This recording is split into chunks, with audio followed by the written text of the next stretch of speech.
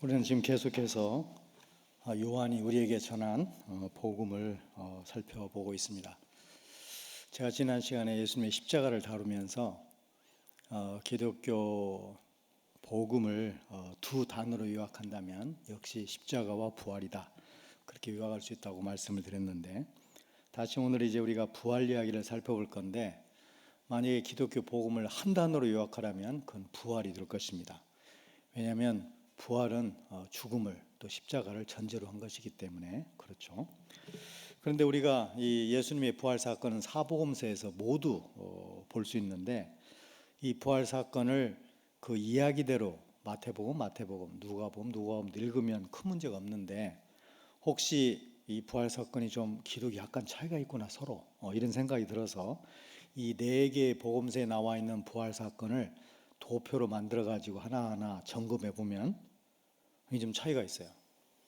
오늘 또 이 말씀에 보시면 20장 1절부터 막달라 마리아가 무덤에 혼자 간 것처럼 되어 있죠.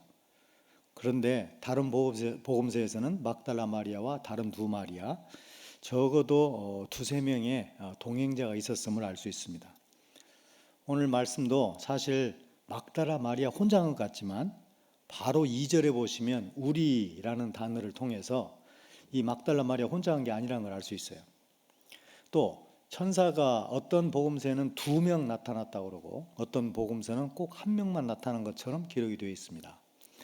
이건 성경 기록상의 방법상의 문제인데, 이걸 믿지 않는 쪽으로 해석하는 사람은 봐라, 그러니까 이 성경은 한 성령으로 말미암아 감동된 게 아니고 그냥 뭐 자기 나름대로 생각을 썼는데 이렇게 아구가 안 맞는 일이 생기는 거다라고 말하겠지만, 이 내용을 하나하나 들여다보면 이 사람들의 기록 방법이나 기록 목적 또는 의도 또는 청중에 따라서 달라지는 모습을 우리가 볼 수 있습니다.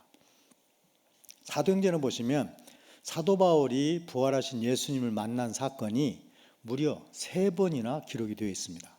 그러니까 누가가 이것을 기록할 때 사도 바울에 대해서 얘기하면서 이 사건이야말로 얼마나 중요한가, 얼마나 바울 신앙과 바울 사도직 수행에 있어서 중요한 일인가를 판단했기 때문에 그걸 3번씩이나 기록한 거죠. 더군다나 한 권의 책에서.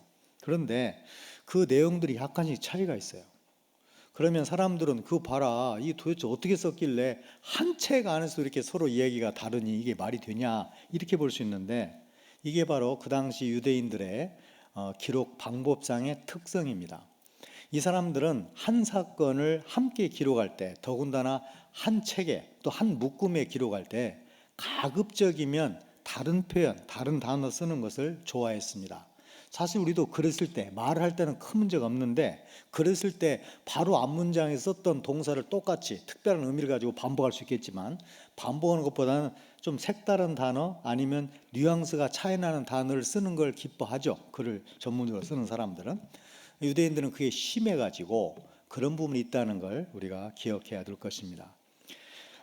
유대인들은 몇 사람이 갔든지 간에 한 명이 주도적인 대화, 주체적인 행동을 하게 되면 나머지는 생략하는 경우가 참 많아요. 그냥 한 사람만 간 것처럼 얘기를 해요. 그렇기 때문에 천사도 마찬가지입니다. 한 천사가 주도적이고 대화에 주체적으로 나오면 한 천사만 나온 것처럼 그냥 쓰는 것이에요. 만약에 마가복음이 먼저 쓰여지고 다른 복음서 나중에 쓰여졌는데 그걸 맞추려고 든다면 그걸 못 맞추겠습니까? 맞추려고 들면 충분히 맞출 수 있는 거죠. 이게 동시에 쓴 게 아니고 마가복음이 먼저 쓰여지고 차례대로 요한복음이 가장 나중에 쓰여지고 이게 쓰여진 것들이에요. 그러니까 이 사람들은 지금 다른 복음서 내용을 다 알고 있어요. 어떻게 쓰면 이게 상충되는 것처럼 보일 수 있다는 것도 다 알고 있어요. 그럼에도 불구하고 그대로 쓰고 있어요. 이것은 자기들이 갖고 있는 자료, 자기들이 성령 감동받은 거, 자기들의 의도, 청중 이런 것들을 다 감안해서 다르게 보이지만 사실은 다른 게 아니라는 것을 역설적으로 보여주고 있는 것입니다. 오늘 말씀에도 보면 제가 찾아보니까 오늘 본문을 사실 1절부터 23절까지를 삼았죠. 물론 읽기는 11절부터 읽었지만 23절까지에 무려 보았다는 말이 9번이나 나옵니다. 9번이나 나오는데 그 9번이 영어는 모두 한 단어예요. 우리말도 보았다는 단어 한 단어죠. 그런데 이 헬라는 이게 무려 4개의 다른 종류의 보았다는 말을 쓰고 있습니다. 그러니까 마리아가 무덤에 갔는데 무덤 문이 열려 있고 지키는 사람이 없다. 이걸 보았다는 거 아니에요? 그 보았다는 단어. 그 다음에 마리아가 이제 베드로와 요한이 떠난 다음에 무덤 안을 들여다 보았다는 말.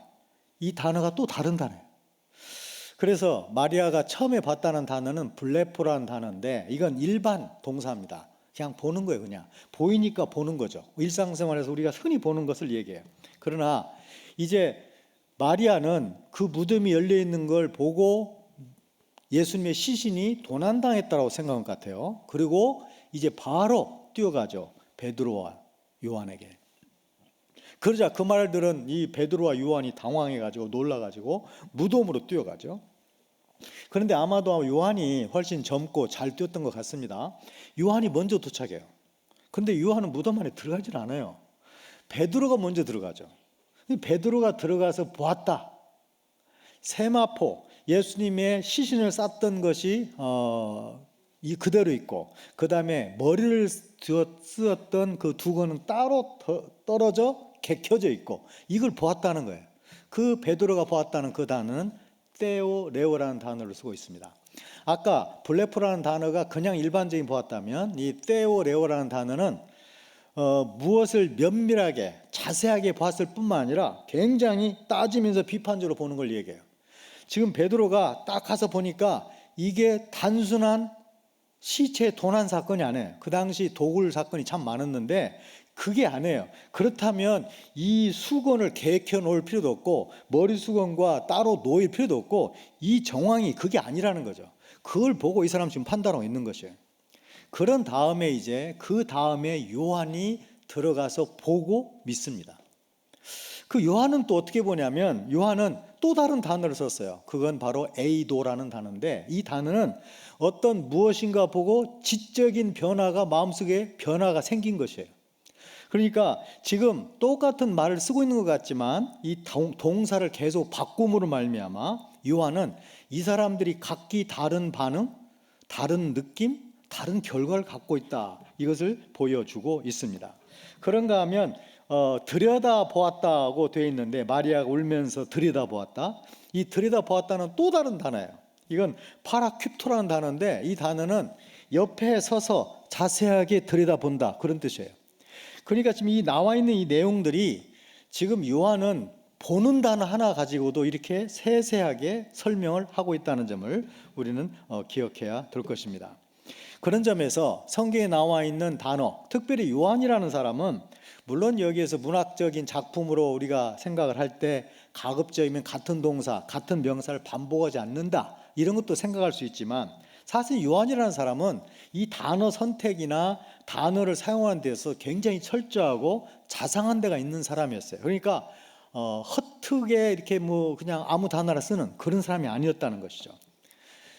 제가 아주 오래전에 이번 이 요한복음 시리즈 훨씬 전에 제가 오병이어 기적을 이 교회에서 했기 때문에 이번 요한복음 시리즈에서는 뺀 것이 바로 오병이어 기적인데 그 오병이어 기적을 옛날에 했던 걸 아마 여러분이 기억하실지 모르겠는데 이 요한은 마태, 마가, 누가하고 왜냐하면 사복음서에 다 나오는 사건이 이 오병이어 기적 사건이 유일하게 이 예수님의 이적 중에 그런데 요한은 벌써 다르게 생각해요. 다르게 기록해요. 예를 들어서 지금 요한은 뭐라고 말했냐면 물고기 2마리를 표현하는데 다른 모든 기록자들은 그냥 익수수라는 단어를 씁니다. 익수수라는 단어는 그냥 흔한 단어예요. 어떤 분이 물고기에다가 이렇게 여러분이 잘 알지 못하는 무슨 이렇게 글자 써고 다니는 사람 있죠? 물고기 차 뒤에다가 그게 익수수라는 단어예요. 익수수가 물고기라는 일반 명사예요. 다른 새 복음서는 그렇게 써 있어요. 근데 요한은 어떻게 쓰냐면 익수수를 안 써요. 여기다가 옵사리아라는 단어를 써요. 그러니까 익수수와 옵사리아의 차이가 뭐냐? 익수수는 일반 명사예요. 그러니까 이 고기가 큰 고기인지 작은 고기인지 어떤 종류인지 말하지 않아요. 물고기라는 거예요, 그냥. 그런데 이 요한은 그 물고기가 2마리 물고기가 옵사리아에 있다. 옵사리아라는 단어는 큰 고기가 아닙니다. 우리가 성화에서 흔히 볼 수 있는 2마리 먹음직한 큰 물고기가 아니고 멸치만한 조그마한 물고기를 가리킬 때 옵사리아를 써요. 그러니까 지금 요한은 뭐라고 말하냐면 이 물고기는 큰 물고기, 먹음직한 물고기가 아니었다. 보잘것없는 조그마한 멸치만한 짭조름한 물고기였다. 그 당시 가난한 사람들은 어부들이나 돈 있는 사람들이 그물을 씻을 때 그 그물 코에 끼어 있는 고기를 해안에 버리면 그걸 주워다가 사람들은 물에 씻어서 소금에 절여서 말려서 대게 구워서 먹었어요. 그러니까 그걸 자세히 지금 표현하고 있는 거예요. 그러니까 이 아이의 도시락이 형편없는 도시락이었다, 가난한 자의 도시락이었다는 것을 그 단어 하나에서 보여주고 싶은 것이에요. 그런가 하면 또 마찬가지입니다. 거기에 다른 기록자들은 다 그냥 빵이라고 그랬어요. 우리말로는 떡. 그런데 요한마가음은 거기다가 크리티누스 아르투스, 크리티누스가 뭐냐면 보리로 만든이라는 뜻이에요. 그러니까 지금 다른 사람은 다 밀빵인지 보리빵인지 알 게 뭐예요? 그냥 빵이에요. 그런데 요한마가음은 크리티누스, 보리로 만든 빵이었다. 그 당시에 가난한 사람들만 보리 가지고 빵을 만들어 먹었습니다. 요즘은 보리빵이 더 비싸요. 그렇지만 그 당시는 부자는 밀가루 가지고 좋은 빵을 만들어 먹고, 동물의 사료로 사용되었던 밀가루 가지고 거칠고 시커먼 빵을 만들어 먹는 사람이 있었는데 가난한 사람들이었어요. 요한은 그 단어 하나를 삽입으로 말미암아 그 아이의 도시락이 얼마나 형편없는 도시락이고 가난한 자의 도시락이고 보잘것없는 도시락인가.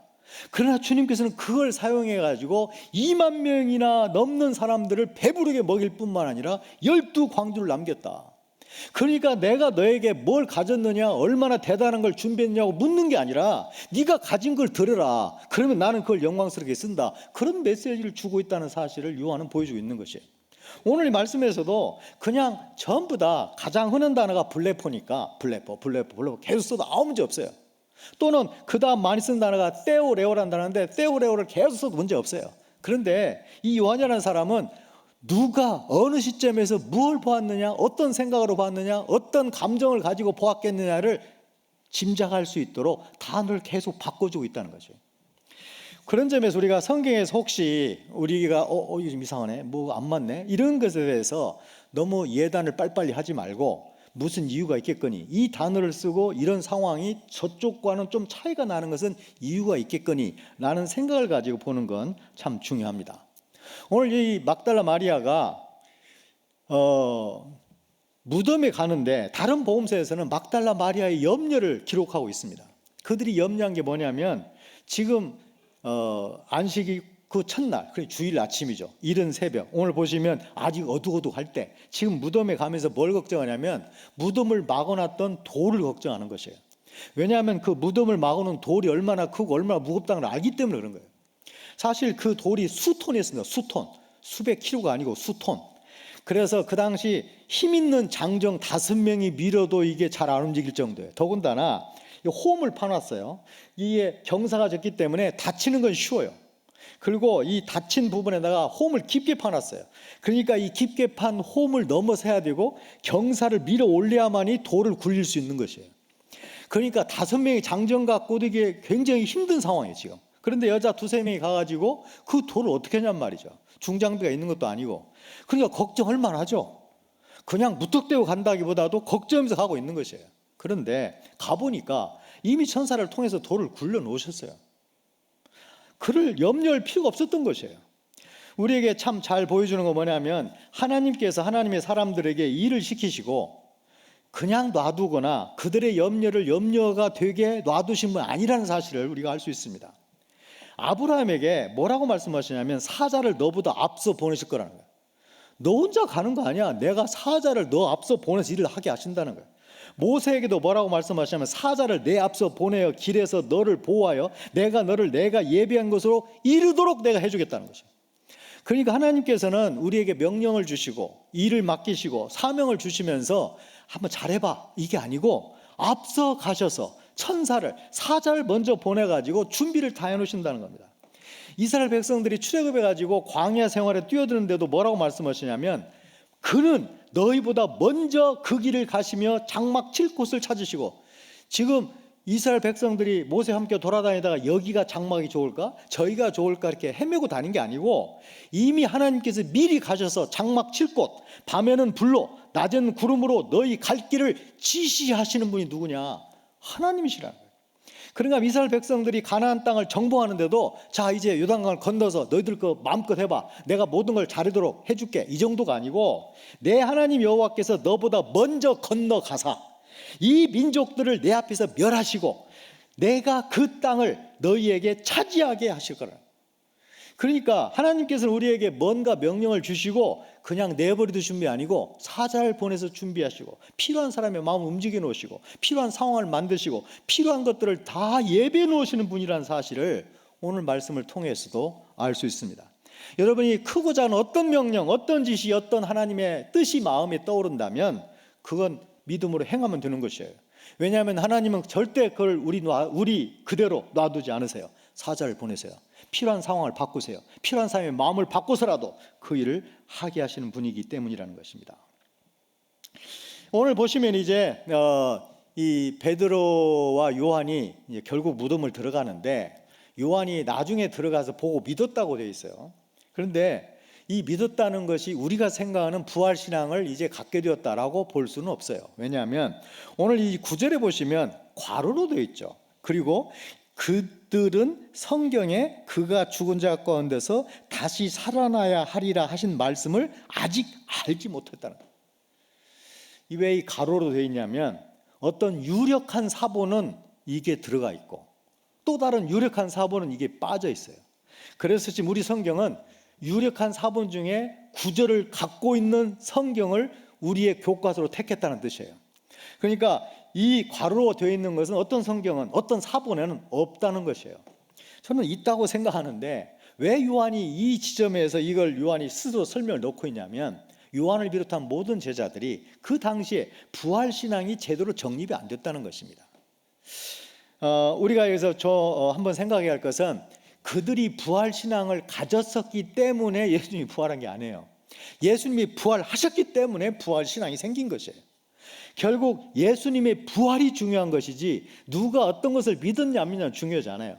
여기 있는 사람들은 지금 제자들은 아직까지는 부활이 뭔지 예수님이 4번씩이나 예언했는데 그걸 제대로 믿지 못하고 있어요. 그럼 요한은 못 믿었겠는가? 뭐 이런 걸 믿은 거죠.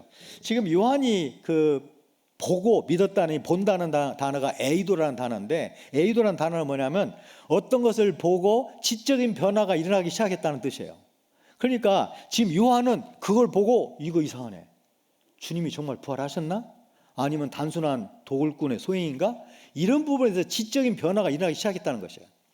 그런가 하면 아까 이 베드로는 상당히 면밀하게 보는 거죠. 테오레오라는 단어가 지금 여기에 예수님의 몸을 쌌던 것이 여기 있고 예수님의 머리를 쌌던 것은 떨어져 따로 개켜져 있고 이건 도굴꾼의 소행일 수가 없구나. 이건 틀림없이 예수님이 뭔가 일어났구나. 예수님이 부활했을 수가 있겠구나 라는 비판적이고 자상하게 뭔가를 따지면서 보고 있다는 사실을 알 수 있습니다. 자, 그런가 하면 이제 베드로와 요한은 이걸 심각하게 생각했다면 지금 제자들을 불러 모아가지고 대책 회의를 해야죠. 예수님의 시신이 없어졌다는데. 그런데 이 사람들이 상당히 마음이 편한 것처럼 보여요. 그냥 집으로 돌아갔어요. 그러니까 나름대로 마음속에 고민이 있었겠지만 예수님의 부활에 대한 확신을 가지고 뭔가 한 게 아니고 그냥 굉장히 혼란스러운 거예요 지금. 아니 예수님이 돌아가신 것도 혼란스럽죠. 그분이 우리를 구원하고 이스라엘을 회복하고 모든 사람의 구원을 완성할 줄 알았는데 저렇게 맥없이 돌아가시면 어떻게 했다는 건가. 그런데 또 이제 또 무슨 일이냐면 예수님이 시신이 없어졌다? 그건 부활한 게 맞는 거야? 이게 굉장히 혼란한 가운데 빠져 있는데 이 혼란 속에 빠져 있는 또 하나의 사람이 누구냐면 막달라 마리아예요. 마리아는 떠나지 않습니다. 무덤을 당분간. 그리고 뭐냐면 거기서 울기 시작해요. 그런데 여기서 울었다는 말이 클라이우사라는 말을 썼는데 이 단어가 찾아보니까 그냥 흐느껴 운다 이게 아니에요. 대성통곡을 할 때 쓰는 단어예요. 지금 막달라 마리아가 대성통곡을 하는 것입니다. 무덤에서. 왜 이 여자분은 무덤에서 예수님의 죽으신 그 무덤에서 대성통곡을 할까? 우리가 알다시피 누가복음 8장에 보시면 이 막달라 마리아가 누구냐? 잘 몰라요. 한 가지 확실해요. 7 귀신이 들렸던 여자입니다. 예수님을 만나서 그의 인생이 완전히 바뀌어버린 여자가 바로 막달라 마리아예요. 어쩌면 이 막달라 마리아가 예수님과 주위에서 계속 나타나는 여자 중에 하나인데 그러니까 여제자급이에요 사실. 그 여자 제자급의 어리서서 이 막달라 마리아는 너무 지금 슬픈 겁니다. 예수님이 나에게 그렇게 큰 은혜를 베푸셔 주셨고 나에게 구원을 주신 분인데 구원을 완성하실 분이라고 생각했는데 너무 힘없이 돌아가신 것이에요. 그게 너무 속상하고 아직도 부활 신앙을 못 가졌기 때문에 힘든 상황인데 이제는 시신까지 도둑 맞았거나 없어졌단 말이에요. 너무 속상하고 힘들어서 예수님에 대한 사랑과 예수님에 대한 그 은혜에 감사하는 마음이 지금 울음으로 쏟아져 나오고 있는 것이에요. 대성통곡. 물론 또 안타깝죠. 부활까지 알았더라면 이렇게 대성통곡 문제가 아닌데 주님을 찾아 나서야 할 텐데 부활하신 주님을 그러지 못하는 안타깝지만 이 여자의 마음이 좀 느껴지죠. 민족마다 나라마다 슬픔을 당하면 어려운 일을 당하면 우는 것이 있는데 이게 우는 것의 행동이나 이 문화적 양식이 차이가 있습니다. 이스라엘 사람들은 하나님이 모욕을 당했다고 생각하고 너무 슬플 때는 옷을 찢으면서 울었어요. 그런가 하면 자기 죄나 원통함이 있을 때는 가슴을 치면서 울었어요. 그런데 여기 보면 이 여자는 그냥 막 대성통곡을 하는 거죠.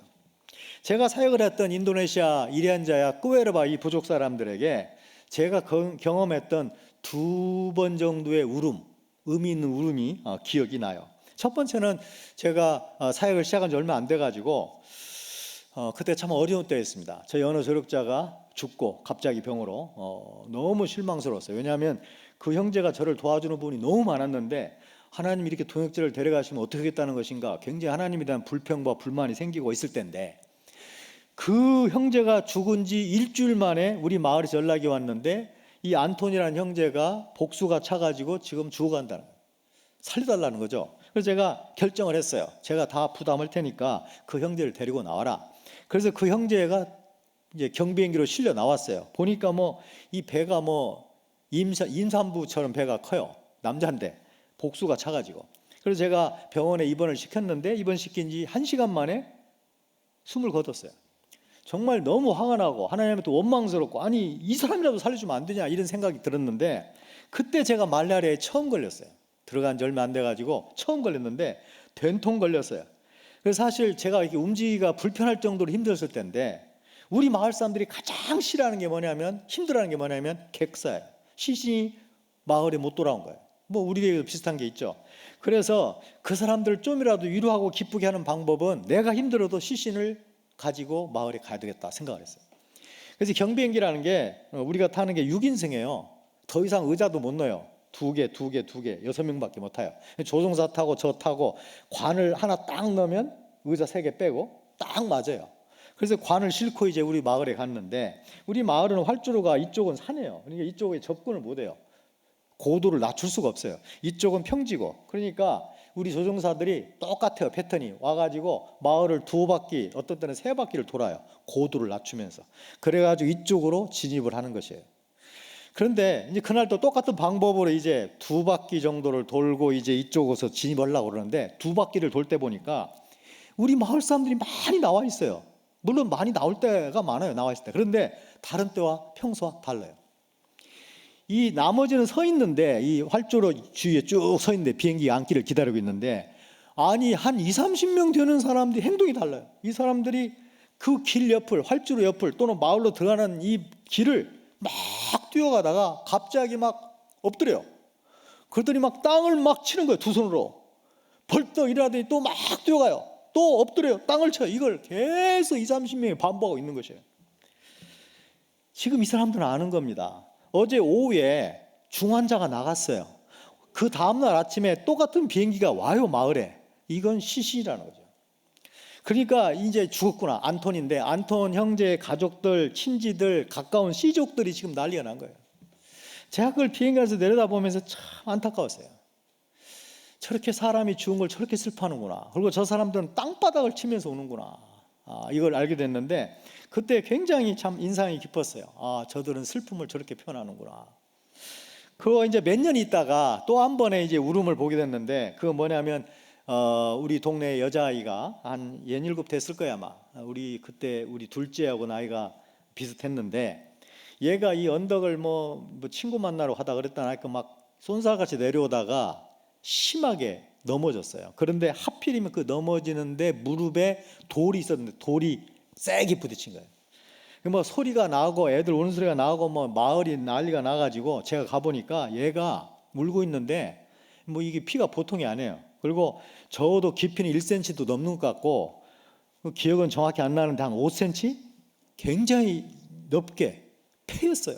거기서 뭐 피가 쏟아지고, 이 얘가 67밖에 안 됐는데 얘가 정상적으로 나중에 걸을 수 있을까, 이렇게 깊이 다쳤는데, 이런 생각이 들어가지고 그때 마음이 딱 뭐냐면 얘를 살려야 되겠다, 이런 생각이 들었어요. 그래서 제가 바로 동네 사람 보고 이제 응급조치를 취하게 해놓고 저는 바로 제 방에 와가지고 무전기를 들었어요. 사실 낮에 무전기가 항상 되는 거 아니에요.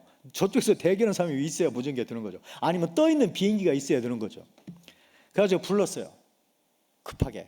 지금 우리 마을에 중환자가 생겼다. 내가 원래는 다음 주에 우리 가족이 철수하게 돼 있는데, 우리 마을에서 센터로 나가게 돼 있는데 일주일 땡겨서 좀 와달라. 이 중환자 때문에 그렇다. 그런데 조종사가 바로 연결이 됐어요. 그래서 조종사가 1시간도 안 돼가지고 떠있는 비행기 있기 때문에 바로 우리 마을에 와가지고 얘를 이제 싣고 나왔죠.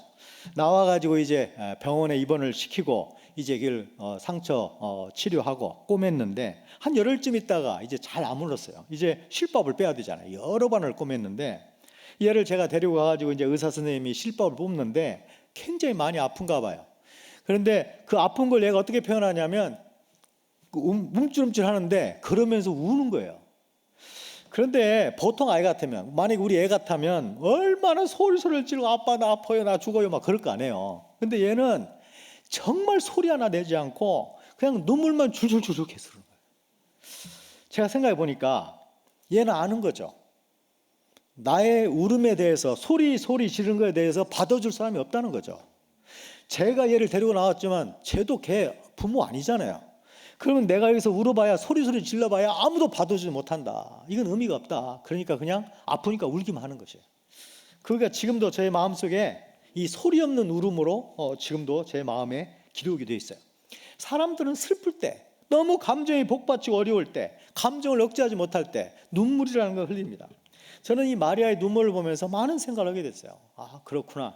얼마나 주님의 사랑에, 얼마나 주님의 은혜에 감사했으면 이렇게 대성통곡을 하면서 무덤에 있었을까, 이런 생각이 들었어요.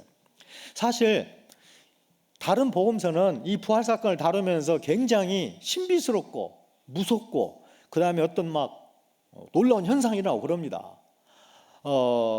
천사가 나타나고 번개 같은 모습을 하고 흰옷을 입고 지진이 일어나고 막 돌을 굴려내고 막 이런 일이 일어나요. 그런데 이 요한복음을 가만히 보시면 돌은 이미 굴러져 있고 조용해요. 아주 정적이에요. 오히려 관계 회복과 이 교제 회복에 대한 정감 있는 이야기가 쭉 이루어지고 있고, 특별히 막달라 마리아와 예수님과의 만남과 대화에 대해서는 다른 복음서는 일체 말하지 않아요. 요한은 거기에 대해서 아주 집중해서 정확하게 얘기하고 있습니다. 자, 그런 다음에 우리가 또 생각할 수 있는 것은, 이제 예수님께서 하신 말씀 중에 이상한 말을 해요. 나를 만지지 마라. 옛날 성경에는 만지지 마라고 되어 있고, 우리 이제 바뀐 성경에는 나를 붙들지 말라 이렇게 되어 있어요. 마치 야, 네가 나를 만지면 부정탄다. 왜냐하면 난 아직 하나님 께 가지도 않았거든. 뭐 그런 말처럼 들리죠. 그런 말이 아니고, 나를 붙들지 말라, 이 말은 뭐냐면 나를 옛날처럼 계속적으로 붙들고 있으려고 하지 마라. 이제 새로운 관계의 시대가 올 수밖에 없다. 옛날과 우리 함께 지냈던 그 교제는 이제 끝나고 성령께서 오시는 새로운 관계가 나오기 때문에 나를 옛날식으로 계속 붙들려고 하면 안 된다. 나는 결국 하나님께 가야 된다. 이런 내용을 지금 얘기하고 있습니다. 그러면서 나의 아버지와 너희 아버지, 나의 하나님과 너희 하나님을 구분해서 얘기하고 있어요. 여기는 두 가지 의미가 있죠. 하나는 뭐냐면 내가 하나님과의 관계, 너희가 하나님과의 관계는 서로 다르다는 것입니다. 내가 아버지라고 부르고 너희도 아버지라고 부르니까 그 아버지가 똑같은 아버지가 아니라는 거예요, 관계가. 그런 의미가 있어요, 여기에. 그런가 하면 또 다른 의미가 있습니다. 내 아버지였던 그 아버지가 이제는 너희 아버지가, 내 하나님이었던 그 하나님이 이제는 너희 하나님이 된다는 것이에요. 사실 로마서에도 그런 말씀이 나와 있죠. 예수님께서 맏형이 된다는 내용이 나와 있는데, 바로 예수님의 부활로 말미암아 우리가 이제는 형제 정도가 아니라 한 가족이 된다는 사실을 우리에게 보여주고 있습니다. 그러면서 평강이라는 말을 두 번이나 사용해요. 평강이 있을지어다. 물론 이 에이레네라는 이 헬란 말은, 이 평강이라는 말은 보편적인 인사법입니다. 그래서 뭐 너에게 평강이 소이 에이레네 그렇게 말하는 건 평범한 인사였어요. 그런데 여기에 평안은 좀 의미가 달라요. 왜냐하면 지금 분위기가 뭐냐면 내가 내 피와 부활로 말미암아 내가 하나님과의 관계에 평안을 이뤘기 때문에 내가 그 평안을 너에게 준다는 것입니다. 그래서 골로새 1장 20절 보시면 그의 십자가의 피로 화평을 이루셨다. 지금 예수님의 십자가와 부활은 하나님과 너희 사이의 화평, 진정한 의미의 평안을 완성하셨다. 지금 내가 너에게 주고자 하는 이 평안은 바로 부활의 그 근거를 두고 있다. 이런 의미를 가지고 지금 쓰였습니다. 예수님께서 아버지의 보내심을 받았다는 표현이 우리 신약 성경에 적어도 40번 정도 나옵니다. 40번. 많이 나오죠. 그런데 그 내용이 오늘 아주 구체적으로 잘 나오고 있어요. 아버지께서 나를 보내신 것처럼 나도 너희를 보낸다는 겁니다. 이 보낸다는 말과 이 처럼이라는 단어에 중요한 의미가 들어 있습니다. 이 보낸다는 의미가 이게 이제 나중에 그 라틴 말로 기록을 하면 미시오가 돼요. 미시오, 보낸다는 말이. 헬라 말은 아포스텔로라는 다른 단어를 쓰지만 라틴 말에서는 미시오. 이 미시오에서 나온 단어가 미션입니다. 그리고 미션에서 나온 단어가 미셔너리, 선교사예요. 그러니까 지금 예수님이 뭐라고 말씀하시냐면 나는 하나님이 이 세상에 보낸 선교사다. 그리고 나는 모든 나의 제자들을 역시 이 세상에 선교사로 보낸다. 그런 뜻이에요. 그러니까 이건 선교사에 해당되는 게 아니고 모든 신자들에게 미셔너리라는 명칭을 여기서 주고 계신 겁니다. 그러면서 처럼이라는 단어가 중요한데 이 처럼이 걸려있는 게 뭐냐면 하나님께서 예수님에게 들려 보내주신 메시지와 우리가 들고 가야 할 메시지가 똑같다는 거예요. 처럼이 들어있어요.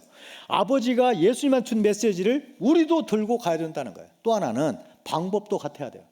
예수님을 하나님이 보내실 때 성육신이라는 방법으로 보내셨어요. 그러니까 인간이 되게 하셨어요. 그분은 인간이 아니세요. 본래가 창조주세요. 그런데 인간처럼 완전하게 만들어서 보내셨어요. 이게 바로 성육신 원리라고 말하고 동일시 원리라고 말하는데 복음을 전하는 사람은 이 성육신 원리와 동일시 원리를 가지고 예수님이 사용하신 방법을 사용해야 된다. 이런 의미를 가지고 있습니다. 자, 이제 받으라는 말도 우리가 한번 생각해 봐야 되는데 성령을 받으라. 이 성령을 받으라를 잘못 생각하면 마치 하나님의 능력을 받아라, 성령의 능력을 체험하라 이런 말처럼 들을 수 있는데 원래 이 라베타라는 단어를 썼는데 이게 영접하라라는 뜻이에요. 그러니까 지금 예수님 말씀하신 건 뭐냐면 너희들은 성령을 영접하게 된다. 왜냐하면 성령이 바로 나의 영이기 때문이다. 그러면서 이제 성령이 임하시면 너희들이 그분의 능력도 체험하게 된다. 너희들은 성령을 맞이해라 이런 뜻이에요. 그러면서 다른 복음서 같으면 성령을 받아라, 너희가 성령을 체험하면 온 족속에게 나 증인이 되고 이렇게 나가야 정상적인 지상 명령과 연결이 되는데 요한은 좀 달라요. 요한은 뭐라고 말하냐면 바로 그 다음이 뭐냐면 성령을 받아라 라고 말하면서 네가 사람의 죄를 용서하면 하늘에서 내가 그 사람의 죄를 용서하고 네가 그 사람의 죄를 그대로 놔두면 나도 그 사람의 죄를 그대로 놔두겠다는 거예요.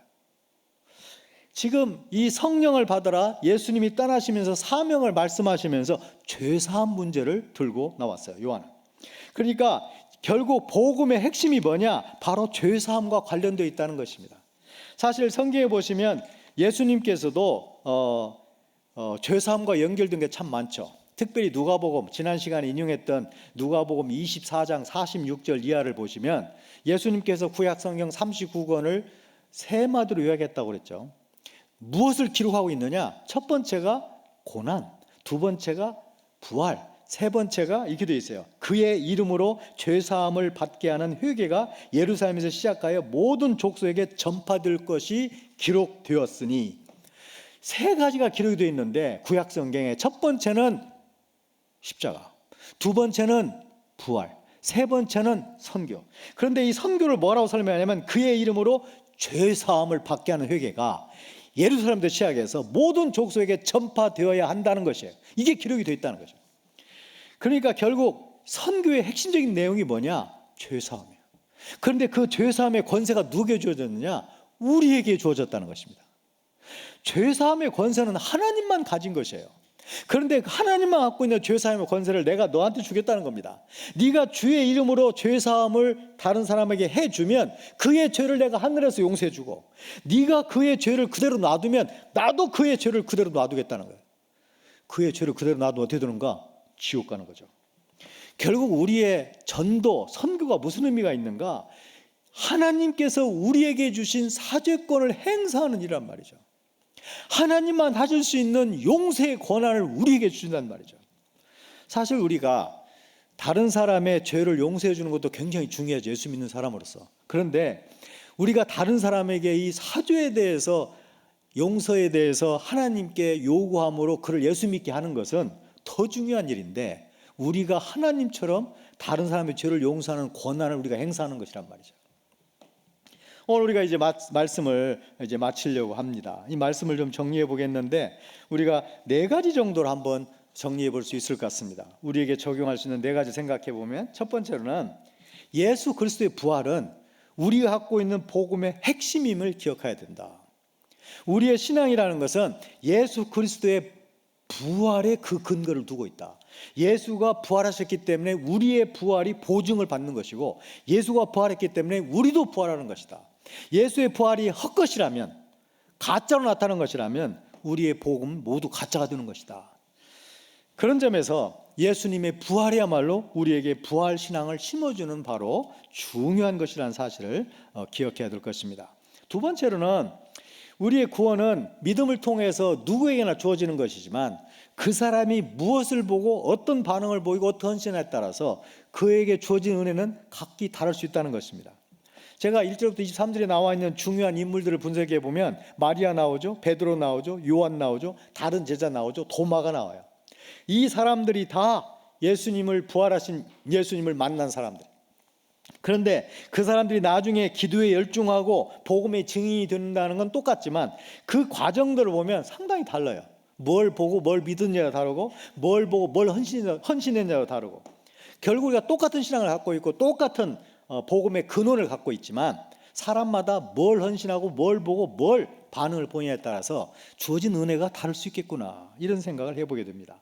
세 번째로는 주님께서는 우리에게 헌신과 사역할 걸 명령하시는 분만이 아니고, 앞서서 사자를 보내시기도 하시고, 앞서서 가셔서 준비하시고 예비하시고 행하시는 분이시기 때문에 염려할 필요가 없다는 것입니다. 여러분이 어떤 크고 작은 일을 받았든지 간에 주님으로부터 그 일은 믿음으로 하면 되는 것이에요. 왜냐하면 주님이 반드시 먼저 가서 그 일을 예비해 놓으시고 준비하시고 행하시기 때문이란 겁니다. 마지막으로 우리의 복음의 핵심은 죄사함과 관련되어 있는데, 영광스럽게도 그 죄사함의 권한이 우리 믿는 자에게 주어져 있다는 것입니다. 이 마태복음 16장에 보시면 이 베드로가 고백을 하죠. 주는 그리스도시요 살아계신 하나님의 아들이십니다. 그걸 들으시고 바요나 시몬아 네가 복이 있다 그러면서, 이건 하나님이 알게 하셨다 이렇게 말씀하시면서 뭐라고 말씀하시냐면, 내가 이 반석에 내 교회를 세우겠다. 음부의 권세가 이기지 못한다 그러면서 내가 너에게 천국의 열쇠를 맡기겠다. 이 일련의 이 베드로에 대한 약속을 지금도 캐톨릭 신자들은, 캐톨릭 교리는 베드로가 봐라 첫 번째 교황이다. 그러니까 우리는 베드로의 신앙을 이어받았다라고 말하고 있는데, 사실 그건 말이 안 되는 것이 그 다음 구절이 바로 베드로가 넘어지는 장면이에요. 그 넘어지는 베드로를 본받아서 뭐 하겠어요. 그러니까 사실은 이게 베드로에 관계되는 게 아니고 베드로의 신앙 고백에 관계된 것이고, 베드로를 대표로 하는 모든 제자들에 관계된다는 것을 바로 18장에서 알 수 있어요. 18장에 보시면, 무엇인지 너희가 땅에서 매면 하늘에서도 매일 것이요, 무엇인지 땅에서 풀면 하늘에서도 풀리리라. 이게 모든 신자들에게 주어졌다는 것이에요. 오늘 또 말씀이 뭐냐면, 네가 어떤 사람의 죄를 용서하면 내가 그 죄를 용서한다. 네가 그 죄를 가만히 놔둘래? 그러면 그 죄는 가만히 놔둘 거야, 나도. 이 영광스럽고 엄청난 사죄의 권한이 우리 신자들에게, 복음을 전하는 자에게, 선교하는 자들에게 주어졌다는 것입니다. 우리가 다른 사람에게 이 사죄, 죄사함에 대해서 전하는 이 복음이 왜 이렇게 중요한 것인가? 지금 우리에게 주어진 사죄권, 용서의 권한을 우리가 행해야 되는 하나님의 엄중한 명령을 받고 있기 때문이고, 이건 영광스러운 일이라는 것이죠. 오늘 20장 22절 23절에 성령을 받으라. 너희가 누구의 죄든지 사하면 사하여질 것이요, 누구의 죄든지 그대로 두면 그대로 있으리라. 이 말씀은 가벼운 말씀이 아니고 무섭고도 영광스러운 말씀이라는 사실을 우리가 다시 한번 기억했으면 좋겠습니다. 그런 놀라운 부활의 영광과 부활의 능력과 또 부활의 이런 귀한 것들이 어려움을 당한 모든 성도들에게 계속적으로 임하기를 주님의 이름으로 축원합니다. 기도하겠습니다. 하나님 아버지, 참으로 감사합니다. 오늘도 특별히 이 요한이 기록하고 있는 예수님의 부활 사건을 통해서, 이 부활 이야기를 통해서 주님이 우리에게 주시는 메시지가 무엇이며 우리가 그 메시지를 어떻게 보여잡고 살아야 되는지를 깨닫게 해주셔서 참으로 감사합니다. 우리가 부활의 능력을 사는 삶을 살게 도와주시고 부활을 양보하지 않게 하나님 도와주시며 앞서 행하시는 하나님을 믿을 뿐만 아니라 우리에게 사주권까지 허락하신 그 하나님의 영광스러운 명령을 몸소 행할 수 있는 저희들이 되게 도와주옵소서. 이 모든 말씀을 예수님의 이름으로 기도하였습니다. 아멘.